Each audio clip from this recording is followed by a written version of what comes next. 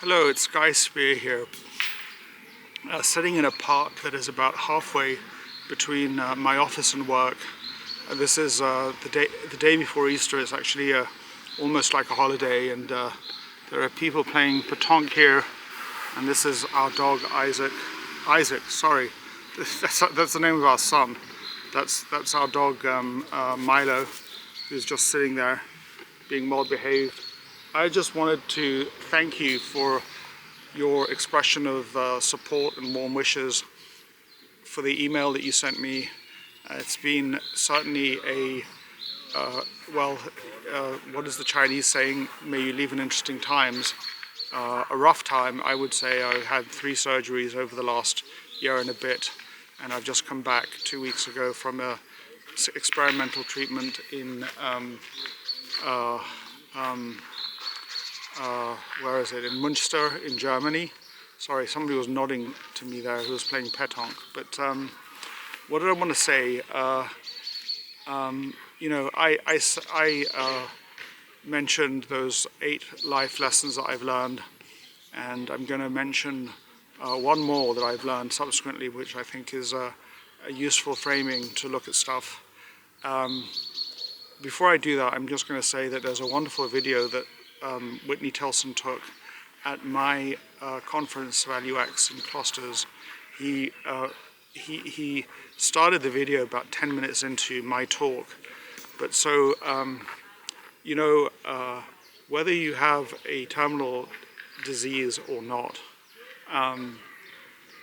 why is it that the major faith religions are so into praising God?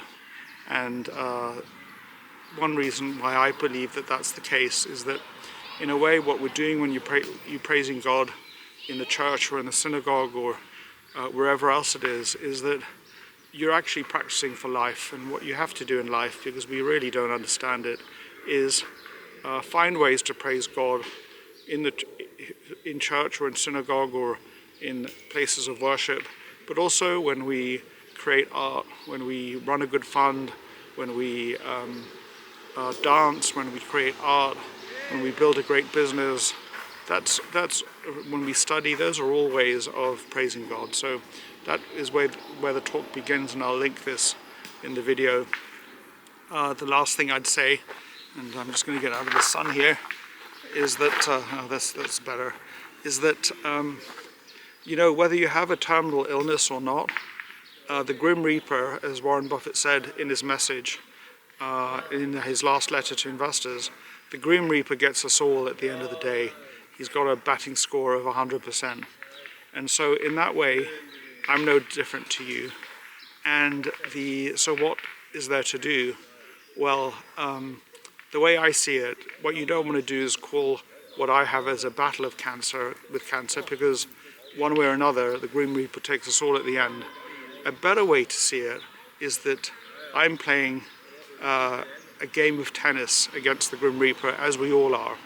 And every time that I have a family meal, read a good book, write something interesting, share a video, have fun with my dog, go for a run, do sport, all of those things, the things that I love to do which don't hurt anybody else, or myself for that matter, I am winning points, I'm scoring points against the Grim Reaper.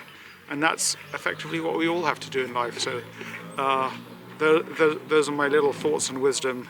And I just wanted to say thank you very much for your kind message. And I want you to know that every one of them, I read every one of them. In some cases I'm able to write back, but I've received a large volume of them. But I really appreciate it, and it makes a difference. What I said in my letter, when the love that I feel from my family and friends, and I count you as friends, it makes a difference, and that gives me courage. And so don't think it doesn't make a difference, it does. And so thank you for listening to this, and thank you for your support, and I know that we'll meet at the right moment. Talk to you all later, and I'm planning on living a very long life with your help. Talk to you later, bye.